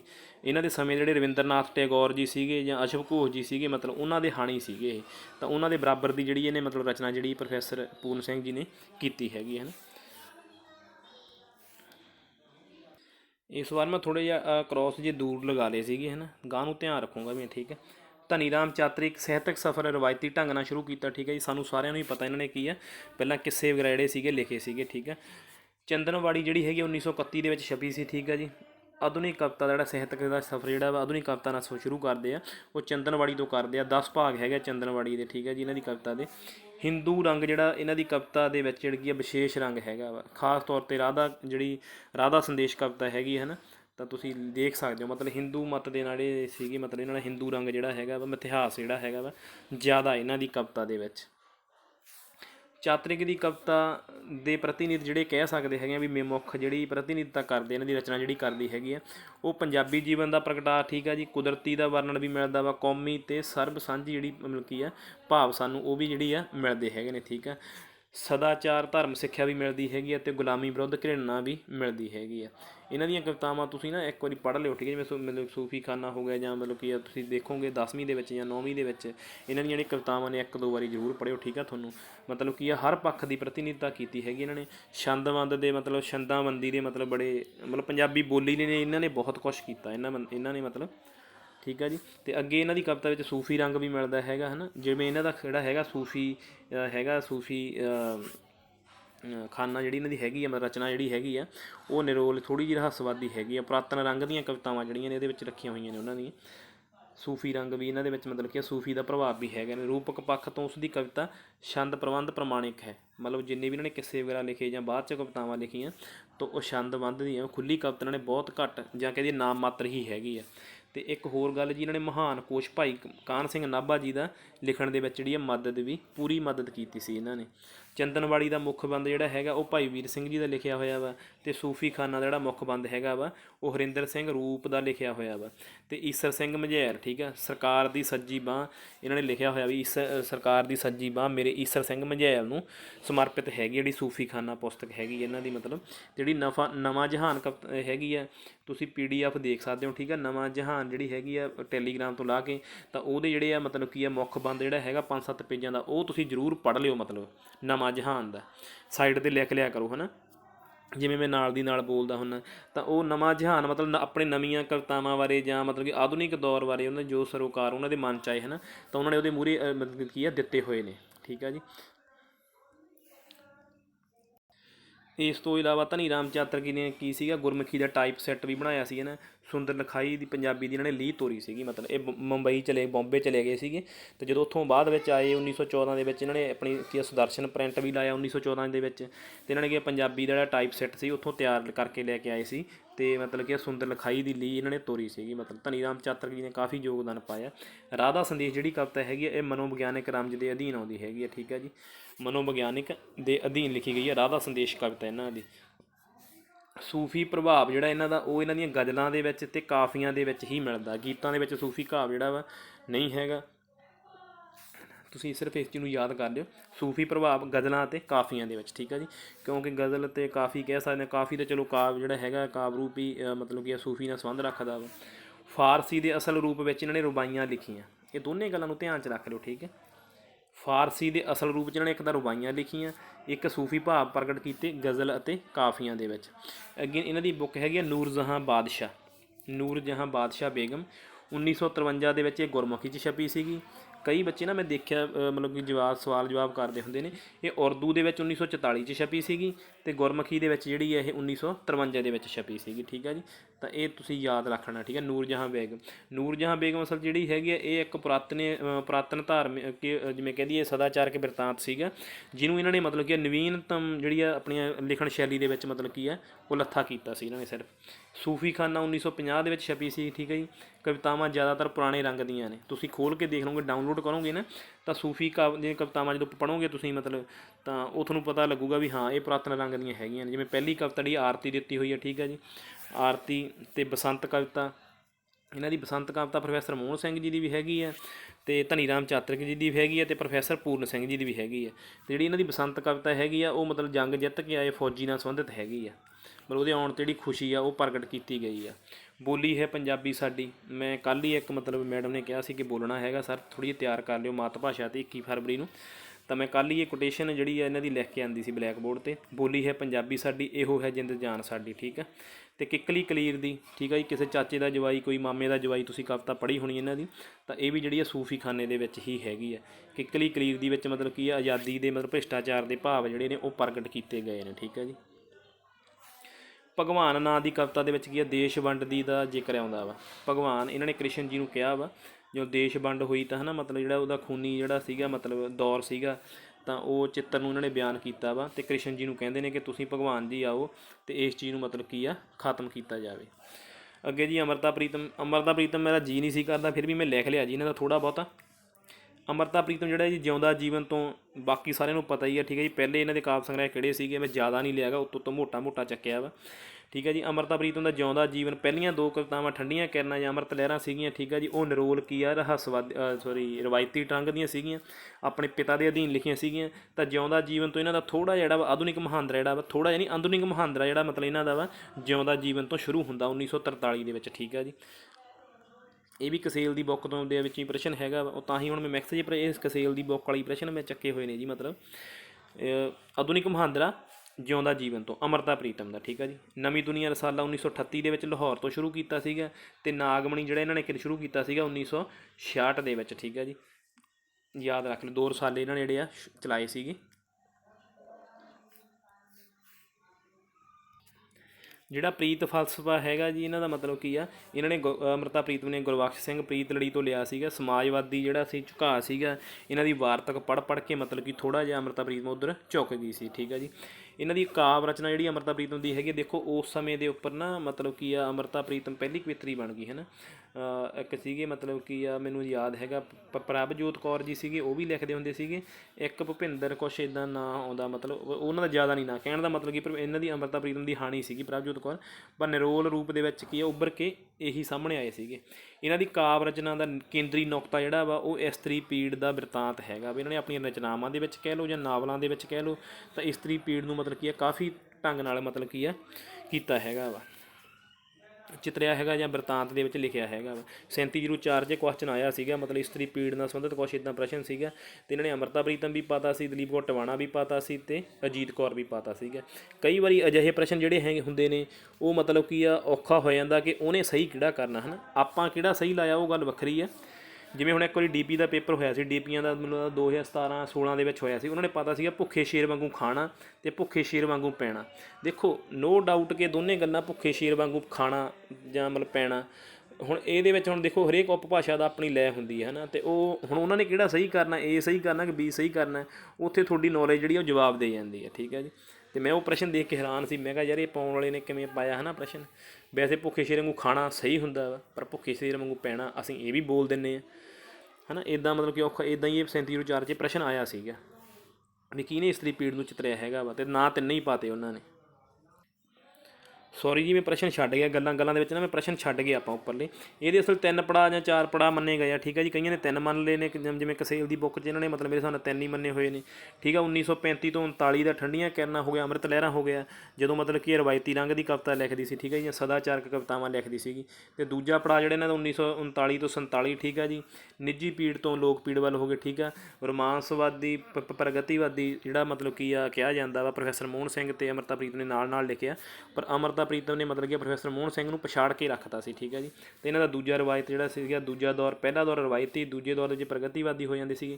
ਨਿੱਜੀ ਪੀੜ ਤੋਂ ਉੱਪਰ ਉੱਠ ਕੇ ਮਤਲਬ ਕੀ ਆ ਲੋਕਾਂ ਦੀ ਦੁੱਖ ਤਕਲੀਫ, ਖਾਸ ਤੌਰ 'ਤੇ ਨਿੱਜੀ ਪੀੜ ਜਿਹੜੀ ਹੈਗੀ ਲੋਕ ਪੀੜ ਨੂੰ ਇਹਨਾਂ ਨੇ ਚਿਤਰਿਆ ਵਾ। ਮੈਂ ਤਵਰੀਖ ਹਿੰਦ ਦੀ 1950 ਦੇ ਵਿੱਚ ਇਹ ਕਵਿਤਾ ਆਈ ਸੀਗੀ। ਅਤੇ ਸਭ ਤੋਂ ਉਦਾਸ ਬਰਾ ਇਹ ਮੰਨਦੇ ਹੈਗੇ ਨੇ 1951 ਦੇ ਵਿੱਚ ਇਹਨਾਂ ਨੇ ਲਿਖੀ ਸੀ ਸਰਗੀ ਵੇਲਾ। ਸਰਗੀ ਵੇਲਾ ਨੂੰ ਇਹ ਸਭ ਤੋਂ ਉਦਾਸ ਜਾਂ ਕਾਵਿ ਕਲਾ ਦਾ ਸਿਖਰ ਵੀ ਇਹਨਾਂ ਦਾ ਇੱਕ ਪ੍ਰਸ਼ਨ ਮੈਂ ਪੜ੍ਹਿਆ ਹੋਇਆ ਵਾ, ਯਾਦ ਆ ਮੇਰਾ, ਲਿਖਿਆ ਵੀ ਹੋਇਆ ਵਾ। ਸਰਗੀ ਵੇਲਾ ਨੂੰ ਕਾਵਿ ਕਲਾ ਦਾ ਸਿਖਰ ਵੀ ਕਿਹਾ ਗਿਆ। ਮਤਲਬ ਇਹਨਾਂ ਦਾ ਸਭ ਤੋਂ ਉਦਾਸ ਵਰਾ ਵੀ ਉਹਨੂੰ ਮੰਨੇ। ਇਹ ਜਿਹੜੇ ਇੱਦਾਂ ਦੇ ਪ੍ਰਸ਼ਨ ਹੁੰਦੇ ਉਹ ਪ੍ਰਮਾਣਿਕ ਨਹੀਂ ਹੁੰਦੇ। ਮੈਨੂੰ ਇੱਦਾਂ ਲੱਗਦਾ ਹੁੰਦਾ ਕਿ ਨਹੀਂ ਯਾਰ ਇੱਦਾਂ ਦੇ ਪ੍ਰਸ਼ਨ ਕਦੇ ਵੀ ਨਹੀਂ ਆਉਣਗੇ ਪੇਪਰ ਦੇ ਵਿੱਚ, ਕਿਉਂਕਿ ਜਿਹੜੇ ਪ੍ਰਮਾਣਿਕ ਦੀਆਂ ਗੱਲਾਂ ਹੋਣਗੀਆਂ ਉਹ ਸਾਰਿਆਂ 'ਚ ਸਾਂਝੀਆਂ ਹੋਣਗੀਆਂ। ਤੀਜਾ ਦੌਰ ਜਿਹੜਾ ਇਹਨਾਂ ਦਾ ਸ਼ੁਰੂ ਹੁੰਦਾ 1947 ਤੋਂ 60 ਦੇ ਵਿੱਚ। ਠੀਕ ਹੈ ਜੀ। ਪ੍ਰਯੋਗਸ਼ੀਲ ਹੋ ਜਾਂਦੇ ਆ। ਸਦਾਚਾਰਕ, ਲੋਕ ਪੀੜ ਤੋਂ ਨਿੱਜੀ ਪੀੜ, ਜਦੋਂ ਇਹ ਅਗਾਂਹ ਵਧੂ ਰੁਚੀ ਰੱਖਦੇ ਆ। ਫਿਰ ਆ ਜਾਂਦਾ ਵਾ 1947 ਤੋਂ 60 ਕਾਗਜ਼ 'ਤੇ ਕਨਵੈਸ ਲਿਖਿਆ ਇਹਨਾਂ ਨੇ 1970 ਦੇ ਵਿੱਚ। ਇਹਦੇ ਵੀ 2 ਭਾਗ ਸੀਗੇ, ਜੋ ਕਿ ਪ੍ਰਯੋਗਸ਼ੀਲ ਅਧੀਨ ਜਿਹੜਾ ਵਾ ਆ ਜਾਂਦਾ ਵਾ। ਠੀਕ ਹੈ ਜੀ। ਉਦੋਂ ਬਾਅਦ 'ਚ ਮਤਲਬ ਕੀ ਆ ਕਈਆਂ ਨੇ ਚੌਥਾ ਪੜਾਅ ਇਹਨਾਂ ਦਾ ਕਰ ਦਿੱਤਾ ਹੈਗਾ 1960 ਤੋਂ ਬਾਅਦ। ਮਤਲਬ ਕਿ ਅੰਤਰਮੁਖੀ ਜਿਹੜੇ ਨੇ ਮਤਲਬ ਅੰਤਰਮੁਖੀ ਪ੍ਰਵਿਰਤੀ ਜਿਹੜੀ ਇਹਨਾਂ ਦੇ ਵਿੱਚ ਕੀ ਆ ਗਈ ਸੀ। ਠੀਕ ਹੈ ਜੀ। ਅੱਗੇ ਜੀ ਕੇਂਦਰੀ ਨੁਕਤਾ, ਇਸਤਰੀ ਪੀੜ ਨੂੰ ਵੱਡੇ ਪੱਧਰ 'ਤੇ ਚਿਤਰਿਆ ਇਹਨਾਂ ਨੇ। ਠੀਕ ਆ। ਇਸਤਰੀ ਪੱਧਰ ਨੂੰ ਮਤਲਬ ਕੀ ਆ ਵੱਡੇ ਪੱਧਰ 'ਤੇ ਮਤਲਬ ਕੀ ਆ ਇਸਤਰੀ ਦੇ ਦੁਖਾਂਤ ਨੂੰ ਮਤਲਬ ਜਿਹੜਾ ਵਾ ਚਿਤਰਿਆ ਹੈਗਾ ਵਾ। ਹਾਂਜੀ। ਅੱਜ ਮੈਂ ਤੁਹਾਡੇ ਲਈ ਇੱਕ ਕੁਐਸਚਨ ਛੱਡਦਾ ਹੈਗਾ ਜੀ, ਅੰਮ੍ਰਿਤਾ ਪ੍ਰੀਤਮ ਨਾਲ ਸੰਬੰਧਿਤ ਹੈਗਾ ਵਾ। ਇਹਨਾਂ ਦੀ ਕਵਿਤਾ ਉਹ ਕਿਹੜੀ ਕਵਿਤਾ ਜਿੱਥੋਂ ਇਹਨਾਂ ਦੀ ਪਹਿਚਾਣ ਬਣੀ, ਜਿਹੜੀ ਪੂਰਬੀ ਪੱਛਮੀ ਪੰਜਾਬ ਦੇ ਵਿੱਚ ਬਹੁਤ ਜ਼ਿਆਦਾ ਮਸ਼ਹੂਰ ਹੋਈ ਸੀ, ਅਤੇ ਪੂਰਬੀ ਪੰਜਾਬ ਦੇ ਵਿੱਚ ਮਤਲਬ ਕੀ ਆ ਬਹੁਤ ਜ਼ਿਆਦਾ ਘੱਟ, ਇੱਧਰ ਘੱਟ ਗਾਈ ਲੋਕਾਂ ਨੇ, ਉੱਧਰ ਮਤਲਬ ਮੂੰਹਾਂ 'ਤੇ ਚੜ੍ਹ ਗਈ ਸੀ। ਮਤਲਬ ਉਹ ਕਿਹੜੀ ਕਵਿਤਾ ਹੈਗੀ ਜਿੱਥੋਂ ਇਹਨਾਂ ਦੀ ਪਹਿਚਾਣ ਬਣੀ। ਠੀਕ ਹੈ ਜੀ। ਅਤੇ ਡੀ ਪੰਜਾਬੀ ਰੇਡੀਓ ਦੇ ਉੱਪਰ ਵੀ ਇਹਦੇ 2 ਬੋਲ ਜਿਹੜੇ ਸੀ ਉਚਾਰੇ ਜਾਂਦੇ ਹੁੰਦੇ ਸੀ ਹੈ ਨਾ। ਤਾਂ ਉਹ 1947 ਦੇ ਨਾਲ ਜਿਹੜੀ ਕਵਿਤਾ ਵਾ ਸੰਬੰਧ ਰੱਖਦੀ ਸੀਗੀ। ਠੀਕ ਹੈ ਜੀ। ਤਾਂ ਮੈਨੂੰ ਉਹ ਕੁਐਸਚਨ ਤੁਸੀਂ ਕਮੈਂਟ ਕਰਕੇ ਜ਼ਰੂਰ ਦੱਸਣਾ ਹੈਗਾ ਵਾ। ਅੱਗੇ ਆ ਜਾਂਦੇ ਜੀ ਬਾਬਾ ਬਲਵੰਤ ਜੀ। ਠੀਕ ਹੈ ਜੀ। ਬਾਬਾ ਬਲਵੰਤ ਜੀ ਬੜੇ ਵਧੀਆ ਇਨਸਾਨ ਸੀਗੇ ਹੈ ਨਾ। ਇਨਾਮ ਦੇ ਪਿੱਛੇ ਨਹੀਂ ਭੱਜੇ, ਜਾਂ ਮਤਲਬ ਬੜੀ ਗਰੀਬੀ ਦੇ ਵਿੱਚ ਇਹਨਾਂ ਨੇ ਜੀਵਨ ਗੁਜ਼ਾਰਿਆ। ਪਰ ਮੈਨੂੰ ਇਹਨਾਂ ਦਾ ਇੱਕ ਪੱਖ ਜਿਹੜਾ ਕਦੇ ਕਦੇ ਥੋੜ੍ਹਾ ਜਿਹਾ ਲੱਗਦਾ ਹੁੰਦਾ, ਉਹ ਪੱਖ ਹੁੰਦਾ ਵੀ ਇਹਨਾਂ ਨੇ ਮਤਲਬ ਕਿ ਸਿੱਖ ਇਤਿਹਾਸ ਨੂੰ ਜਾਂ ਸਿੱਖ ਦੇ ਮਤਲਬ ਕੀ ਆ ਉਹਨੂੰ ਹੱਥ ਨਹੀਂ ਪਾਇਆ ਗਾ ਹੈ ਨਾ। ਹਿੰਦੂ ਇਤਿਹਾਸ ਜਾਂ ਮਤਲਬ ਕਿ ਬੜੀ ਸੂਝ ਰੱਖਦੇ ਸੀ ਇਤਿਹਾਸ ਸੰਬੰਧੀ। ਇਹ ਬੌਧਿਕ ਕਵੀ ਹੋਏ ਨੇ। ਠੀਕ ਹੈ ਜੀ। ਬੌਧਿਕ ਕਾਵਿ ਧਾਰਨਾ ਜਿਹੜੇ ਨੇ ਸੰਬੰਧ ਰੱਖਦੇ ਨੇ। ਅਗਰਾਮੀ ਵੀ ਕਹਿ ਸਕਦੇ ਹਾਂ, ਕ੍ਰਾਂਤੀਕਾਰੀ ਕਵੀ, ਕਲਾ ਦਾ ਸੱਚਾ ਉਪਾਸ਼ਕ, ਜਿਹੜੇ ਨੇ ਅਲੱਗ-ਅਲੱਗ ਸ਼ਬਦ ਜਿਹੜੇ ਨੇ ਵਰਤੇ ਹੋਏ ਨੇ ਇਹਨਾਂ ਦੇ ਲਈ। ਇਹਨਾਂ ਨੂੰ ਮਤਲਬ ਕੀ ਆ ਬਾਬਾ ਬਲਵੰਤ ਜੀ 1915 ਤੋਂ ਲੈ ਕੇ, ਠੀਕ ਆ ਜੀ, ਇਹਨਾਂ ਦਾ ਜਨਮ ਨੇਸਟਾ ਜ਼ਿਲ੍ਹਾ ਦੇ ਵਿੱਚ ਹੋਇਆ ਵਾ। 1915 ਤੋਂ ਸ਼ੁਰੂ ਹੁੰਦੇ ਨੇ ਇਹਨਾਂ ਦੇ ਜੀਵਨ। ਬੜੀਆਂ ਇਹਨਾਂ ਦੇ ਜੀਵਨ ਨਾਲ ਘਟਨਾਵਾਂ ਜਿਹੀਆਂ ਜੁੜੀਆਂ ਹੋਈਆਂ, ਵਿਆਹ ਨਾਲ ਸੰਬੰਧਿਤ ਵੀ ਜੁੜੀ ਹੋਈ ਆ। ਠੀਕ ਆ ਜੀ। ਚਲੋ ਮੇਨ ਮਕਸਦ ਹੈਗਾ, ਠੀਕ ਹੈ ਜੀ, ਬੌਧਿਕ ਕਵੀ ਸੀਗੇ, ਅਗਰਾਮੀ ਅਤੇ ਕ੍ਰਾਂਤੀਕਾਰੀ, ਕਲਾ ਦੇ ਸੱਚੇ ਉਪਾਸ਼ਕ। ਉਹ ਪੁਰਾਤਨ ਸਾਹਿਤ, ਮਿਥਿਹਾਸ, ਸਮਾਂਕਾਲੀ ਅੰਤਰਰਾਸ਼ਟਰੀ ਰੁਚੀ ਰੱਖਦਾ ਸੀ, ਸੋਚ ਰੱਖਦੇ ਸੀਗੇ ਮਤਲਬ ਹੈ ਨਾ। ਤਾਂ ਪੰਜਾਬੀ ਕਵਿਤਾ ਵਿੱਚ ਰੂਪਿਕ ਪੱਖੋਂ ਜਿਹੜੀ ਪਕਿਆਈ ਆ, ਖਾਸ ਤੌਰ 'ਤੇ ਗਜ਼ਲ ਦੇ ਵਿੱਚ, ਉਹ ਮਤਲਬ ਕੀ ਆ ਇਹਨਾਂ ਦੇ ਦੌਰ ਵਿੱਚ, ਇਹਨਾਂ ਨੇ ਆਪਣੇ ਦੌਰ ਵਿੱਚ ਲੈ ਕੇ ਆਂਦੀ। ਪੰਜਾਬੀ ਕਵਿਤਾ ਵਿੱਚ ਰੂਪਿਕ ਪੱਖੋਂ ਪਕਿਆਈ, ਖਾਸ ਤੌਰ 'ਤੇ ਗਜ਼ਲ ਦੇ ਵਿੱਚ, ਠੀਕ ਹੈ ਜੀ, ਇਹਨਾਂ ਨੇ ਲੈ ਕੇ ਆਂਦੀ ਆ। ਪ੍ਰੀਤ ਰਿਸ਼ਤੇ ਨੂੰ ਖੁੱਲ੍ਹ ਕੇ ਚਿਤਰਿਆ ਇਹਨਾਂ ਨੇ, ਠੀਕ ਹੈ। ਪ੍ਰੇਮਿਕਾਂ ਦਾ ਨਾਂ ਜਿਹੜਾ ਇਹਨਾਂ ਨੇ ਖੁੱਲ੍ਹ ਕੇ ਪੁਕਾਰਦੇ ਹੈਗੇ ਨੇ, ਠੀਕ ਹੈ। ਕ੍ਰਿਸ਼ਨਾ ਨਾਂ ਲੈਂਦੇ ਹੈਗੇ ਨੇ, ਉਸ ਦਾ ਹਾਰ ਟੁੱਟ ਜਾਇਆ ਕਰੇ, ਤੁਹਾਨੂੰ ਯਾਦ ਹੋਣੀ ਹੈ ਕਵਿਤਾ, ਠੀਕ ਹੈ ਜੀ। ਉਰਦੂ ਮੁਸ਼ਾਰਿਆਂ ਤੋਂ ਮਤਲਬ ਕਿ ਪ੍ਰੇਰਿਤ ਹੋ ਕੇ ਲਿਖਣਾ ਜਿਹੜਾ ਇਹਨਾਂ ਨੇ ਸ਼ੁਰੂ ਕੀਤਾ।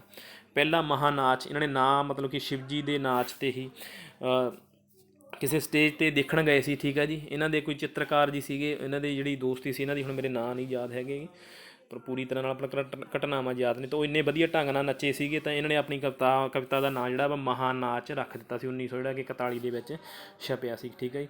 ਉਹਦਾ ਮੁੱਖਬੰਦ ਅਬਦੁਲ ਚੁਗਤਾਈ ਸਾਹਿਬ ਨੇ ਲਿਖਿਆ ਸੀਗਾ, ਅਤੇ ਪਾਲ ਨੂੰ ਉਹ ਬੁੱਕ ਸਮਰਪਿਤ ਸੀਗੀ। ਠੀਕ ਹੈ ਜੀ। ਇੱਥੋਂ ਪਤਾ ਲੱਗਦਾ ਕਿ ਇਹਨਾਂ ਦਾ ਜਿਹੜਾ ਮਤਲਬ ਕੀ ਹੈ, ਇਹਨਾਂ ਦੀ ਜਿਹੜੀ ਰੰਗਤ ਸੀਗੀ ਉਹ ਹਿੰਦੂ ਮਿਥਿਹਾਸ ਨਾਲ ਜਿਹੜੀ ਜ਼ਿਆਦਾ ਸੰਬੰਧ ਰੱਖਦੀ ਸੀਗੀ। ਸਧਾਰਨ ਪਾਠਕਾਂ ਲਈ ਮਤਲਬ ਪ੍ਰਸ਼ੰਸਾ ਦਾ ਪਾਤਰ ਨਹੀਂ ਬਣ ਸਕੇ, ਕਿਉਂਕਿ ਇਹਨਾਂ ਦੀ ਕਵਿਤਾ ਜਿਹੜੀ ਸੀਗੀ ਥੋੜ੍ਹੀ ਜਿਹੀ ਅਕੇਵੀਂ ਸੀਗੀ, ਬੁੱਧੀ ਜੀਵਨ ਦੇ ਲਈ ਕਹਿ ਸਕਦੇ ਹੈਗੇ। ਠੀਕ ਹੈ ਜੀ। ਬੰਦਰਗਾਹ ਜਿਹੜੀ ਹੈਗੀ ਇਹਨਾਂ ਦਾ ਕਾਵਿ ਸੰਗ੍ਰਹਿ ਵਧੀਆ ਮੰਨਿਆ ਗਿਆ ਵਾ, ਮਤਲਬ ਸ਼ਾਹਕਾਰ ਰਚਨਾ ਇਹਨਾਂ ਦੀ ਬੰਦਰਗਾਹ ਹੀ ਮੰਨੀ ਗਈ ਹੈ। ਜਿਹਦੀ ਊਸ਼ਾ ਕਵਿਤਾ ਹੈਗੀ ਆ ਮਜ਼ਦੂਰਾਂ ਦੇ ਵਿਸ਼ੇ ਨਾਲ ਸੰਬੰਧਿਤ ਸੀ। ਕੱਲ੍ਹ ਪਰਸੋਂ ਵੀਡੀਓ ਬਣਾਈ ਸੀਗੀ। ਜਹਾਜ਼ਰਾਨ ਕਵਿਤਾ ਜਿਹੜੀ ਹੈਗੀ ਆ ਉਹ ਇਹਨਾਂ ਦੀ ਜਿਹੜੀ ਆ ਉਹ ਟੈਗੋਰ ਨੂੰ ਸਮਰਪਿਤ ਹੈਗੀ ਆ, ਅਤੇ ਅਸ਼ੋਕ ਲਾਟ ਇਹ ਬੰਦਰਗਾਹ ਦੇ ਵਿੱਚ ਹੀ ਹੈਗੀਆਂ ਨੇ। ਇਹ ਤਿੰਨੇ ਕਵਿਤਾਵਾਂ ਜਿਹੜੀਆਂ ਨੇ ਤੁਸੀਂ ਨੋਟ ਕਰ ਲਿਓ ਹੈ ਨਾ, ਊਸ਼ਾ, ਅਸ਼ੋਕ ਲਾਟ ਅਤੇ ਜਹਾਜ਼ਰਾਨ। ਠੀਕ ਹੈ ਜੀ। ਅਤੇ ਆ ਥੋੜ੍ਹਾ ਜਿਹਾ ਫਲਸਫਾ ਲਿਖ ਲਿਓ, ਮਤਲਬ ਹੈ ਨਾ। ਇਹ ਜਿਵੇਂ ਕਹੀਏ ਪ੍ਰੀਤਮ ਸਿੰਘ ਸਫੀਰ ਵਾਂਗੂ ਕ੍ਰਾਂਤੀਕਾਰੀ ਵੀ ਸੀਗੇ ਅਤੇ ਪ੍ਰੇਮੀ ਵੀ ਸੀਗੇ, ਮਤਲਬ ਤ੍ਰਿਵੇਣੀ ਆਉਂਦੀ ਹੈਗੀ ਹੈ ਨਾ ਮਤਲਬ ਇਹਨਾਂ ਦੀ ਕਵਿਤਾ 'ਚ। ਥੋੜ੍ਹਾ ਜਿਹਾ ਰਹੱਸਵਾਦ ਵੀ ਸੀਗਾ। ਕਲਾ ਦੀ ਇਹਨਾਂ ਦੀ ਕੋਟੇਸ਼ਨ ਮੈਂ ਲਿਖੀ ਨਹੀਂ ਹੈਗੀ, ਮਤਲਬ ਕਲਾ ਨੂੰ ਵੀ ਇਹਨਾਂ ਨੇ ਕਹਿੰਦਾ ਵੀ ਮੈਂ ਉਸ ਨੂੰ ਕਲਾ ਨਹੀਂ ਮੰਨਦਾ ਹੈ ਨਾ, ਜਿਹੜੀ ਮਤਲਬ ਕਿ ਕਿਸੇ ਨੂੰ ਦਿਸ਼ਾ ਨਾ ਦੇ ਸਕੇ, ਕਿਸੇ ਨੂੰ ਮਤਲਬ ਕੀ ਆ ਚੰਗਾ ਮਤਲਬ ਕੀ ਆ ਰਾਹ ਨਾ ਦਿਖਾ ਸਕੇ, ਮੈਂ ਉਸ ਨੂੰ ਕਵਿਤਾ ਨਹੀਂ ਮੰਨਦਾ ਹੈਗਾ। ਅੱਗੇ ਜੀ ਜਵਾਲਾਮੁਖੀ ਜਿਹੜੀ ਹੈਗੀ ਆ ਇਹ ਪ੍ਰਗਤੀਸ਼ੀਲ ਅਧੀਨ ਆਉਂਦੀ ਹੈਗੀ ਆ। ਠੀਕ ਆ ਜੀ। ਕਾਵਿ ਸਾਗਰ ਇਹਨਾਂ ਦਾ ਜਿਹੜਾ ਹੈਗਾ ਵਾ ਸਾਂਝਾ, ਜਿਵੇਂ ਕਹਿ ਦੀ 1959 ਦੇ ਵਿੱਚ ਸ਼ਾਇਦ, ਨਹੀਂ ਉਸ ਤੋਂ ਬਾਅਦ ਛਪਿਆ ਸੀ। 1959 'ਚ ਤਾਂ ਸੁਗੰਧ ਸਮੀਰ ਸੀਗਾ। ਯਥਾਰਥਵਾਦੀ ਜਾਂ ਸੁਹਜਵਾਦੀ ਉਹ ਤੁਹਾਨੂੰ ਮੈਂ ਦੱਸਿਆ ਸੀਗਾ ਜਿਨ੍ਹਾਂ ਨੇ ਲਗਾਤਾਰ ਵੀਡੀਓ ਦੇਖੀਆਂ ਨੇ। ਤਾਂ ਜਿਹੜਾ ਕਾਵਿ ਸਾਗਰ ਸੀਗਾ ਇਹਨਾਂ ਦਾ ਮਤਲਬ ਕੀ ਆ ਸਾਰੀਆਂ ਕਵਿਤਾਵਾਂ ਜਿਵੇਂ ਕਿ ਚੋਣਵੀਆਂ ਕਵਿਤਾਵਾਂ ਸੀਗੀਆਂ ਉਹ ਪ੍ਰੋਫੈਸਰ ਕੁਸੇਲ ਸਾਹਿਬ ਨੇ ਕੀਤੀ ਸੀ। ਠੀਕ ਹੈ ਜੀ। ਉਹਨਾਂ ਦੀ ਚੋਣ, ਅਤੇ ਉਹ ਇਹਨਾਂ ਨੇ ਹੀ ਮਤਲਬ ਕਿ ਛਾਪਿਆ ਸੀਗਾ। ਕਾਵਿ ਸਾਗਰ ਇਹਨਾਂ ਦਾ ਮਤਲਬ ਕੀ ਆ ਸਾਰੀ ਰਚਨਾ ਦਾ ਸਾਰ ਹੈਗਾ ਵਾ। ਇਹਨਾਂ ਦੀ ਇੱਕ ਕਵਿਤਾ ਹੈਗੀ ਮੈਂ ਬਾਗੀ ਕਵਿਤਾ, ਅਤੇ ਫਿਰ ਪਾਰੂ ਨੇ ਕਿਹਾ, ਇਹ ਮਹਾਨਾਚ ਦੇ ਵਿੱਚ ਹੈਗੀਆਂ ਨੇ। ਮੈਂ ਬਾਗੀ ਮੈਂ ਆਕੀ, ਠੀਕ ਹੈ, ਇਹ ਕਵਿਤਾ ਇੰਪੋਰਟੈਂਟ ਹੈਗੀ ਆ। ਫਿਰ ਪਾਰੂ ਨੇ ਕਿਹਾ ਅਤੇ ਸਾਗ ਵਾਲੀ ਉਹ ਮਹਾਨਾਚ ਦੇ ਵਿੱਚ ਜਿਹੜੀਆਂ ਇਹਨਾਂ ਦੀਆਂ ਕਵਿਤਾਵਾਂ ਹੈਗੀਆਂ ਨੇ, ਤੁਸੀਂ ਉਹ ਮਤਲਬ ਕੀ ਆ ਦੇਖ ਲਿਓ ਜਾਂ ਯਾਦ ਰੱਖ ਲਿਓ, ਲਿਖ ਲਿਓ ਇਹਨਾਂ ਨੂੰ। ਠੀਕ ਹੈ। ਇੰਨਾ ਕੁ ਮੈਨੂੰ ਲੱਗਦਾ ਸਫੀਸ਼ੀਐਂਟ ਆ ਥੋੜ੍ਹਾ ਜਿਹਾ ਹੈ ਨਾ, ਇਸ ਚੀਜ਼ ਨੂੰ ਸਮਝ ਲਿਓ। ਇੱਕ ਅੱਧਾ ਪ੍ਰਸ਼ਨ ਇਸ 'ਤੇ ਪੁੱਛ ਲਿਆ ਜਾਂਦਾ ਵਾ। ਹਾਂਜੀ, ਲਾਸਟ ਦੇ ਉੱਪਰ ਕਹਿ ਸਕਦੇ ਹੈਗੇ ਹਾਂ ਜੀ ਅਸੀਂ ਪਿਆਰ ਵੀ ਇਹਨਾਂ ਨੇ ਕਾਵਿ ਰਚਨਾ ਪਿਆਰ ਵੀ ਹੈਗਾ, ਪ੍ਰਗਤੀਵਾਦ ਵੀ ਹੈਗਾ, ਅਤੇ ਰਹੱਸਵਾਦ ਵੀ ਹੈਗਾ ਵਾ। ਸਮਾਜਵਾਦੀ ਕਵੀ ਵੀ ਜਿਹੜੇ ਜਾਣੇ ਜਾਂਦੇ ਨੇ ਹੈ ਨਾ, ਬੁੱਧੀ ਜਿਵੇਂ ਕਹਿੰਦੇ ਬੁੱਧੀਜੀਵੀਆਂ ਦੇ ਲਈ ਇਹਨਾਂ ਦੀ ਕਵਿਤਾ ਸੀਗੀ। ਹਾਂਜੀ, ਵੀਡੀਓ ਜ਼ਿਆਦਾ ਲੰਮੀ ਹੋ ਜਾਣੀ ਹੈ ਜੀ। ਕੁਐਸਚਨ ਤਾਂ ਪਿੱਛੇ ਹੋਰ ਵੀ ਸੀਗੇ, ਅਤੇ ਚਲੋ ਸੰਡੇ ਆ ਜੀ ਅੱਜ। ਠੀਕ ਹੈ। ਸੰਡੇ ਤੁਸੀਂ ਇੰਜੋਏ ਕਰ ਸਕਦੇ ਹੋ ਮੇਰੀ ਵੀਡੀਓ ਦੇ ਨਾਲ। ਜਿਨ੍ਹਾਂ ਨੂੰ ਸ਼ੌਂਕ ਹੈਗਾ ਉਹ ਇੰਜੋਏ ਕਰਨਗੇ। ਠੀਕ ਹੈ ਜੀ। ਬਾਕੀ ਜੀ ਕਰਨੀ ਆਪੋ ਆਪਣੀ, ਖਿੱਚ ਕੇ ਰੱਖੋ ਕੰਮ। ਠੀਕ ਹੈ ਜੀ। ਵੋਟਾਂ ਪੈ ਗਈਆਂ ਅਤੇ ਉਮੀਦ ਆ ਜਲਦੀ ਪੇਪਰ ਹੋ ਜਾਊਗਾ। ਜੇ ਨਵੀਂ ਸਰਕਾਰ ਬਣੀ ਤਾਂ ਜਲਦੀ ਹੋਊਗਾ। ਠੀਕ ਹੈ ਜੀ। ਕੋਈ ਗੱਲ ਨਹੀਂ, ਆਸ਼ਾਵਾਦੀ ਰਹੋ, ਚਾਹੇ ਪੇਪਰ ਜਾ ਕੇ ਜੂਨ ਦੇ ਵਿੱਚ ਹੋਵੇ। ਅਸੀਂ ਆਪਣੀ ਨੀਤ ਜਿਹੜੀ ਆ ਪੂਰੀ ਨਿਖਾਰ ਕੇ ਰੱਖਣੀ ਹੈਗੀ ਆ। ਅਤੇ ਕਮੈਂਟ ਕਰਕੇ ਜ਼ਰੂਰ ਦੱਸਿਓ। ਠੀਕ ਹੈ ਜੀ। ਮੈਨੂੰ ਇੱਕ ਤੁਹਾਨੂੰ ਪ੍ਰਸ਼ਨ ਪੁੱਛਿਆ ਸੀਗਾ, ਅਤੇ ਇੱਕ ਤੁਹਾਨੂੰ ਮੈਂ ਪ੍ਰਸ਼ਨ ਇਹ ਛੱਡਦਾ ਹੈਗਾ। ਠੀਕ ਹੈ ਜੀ। ਮਤਲਬ ਕੀ ਆ ਆਜ਼ਾਦੀ ਤੋਂ ਪਹਿਲਾਂ, ਭਾਵ ਕਿ 1947 ਤੋਂ ਪਹਿਲਾਂ ਬਾਬਾ ਬਲਵੰਤ ਜੀ ਦੇ ਕਿੰਨੇ ਕਾਵਿ ਸੰਗ੍ਰਹਿ ਛਪੇ ਸੀਗੇ? ਇਹ ਪ੍ਰਸ਼ਨ ਵੀ ਤੁਸੀਂ ਕਮੈਂਟ ਕਰਕੇ ਜ਼ਰੂਰ ਦੱਸਣਾ ਹੈਗਾ ਵਾ।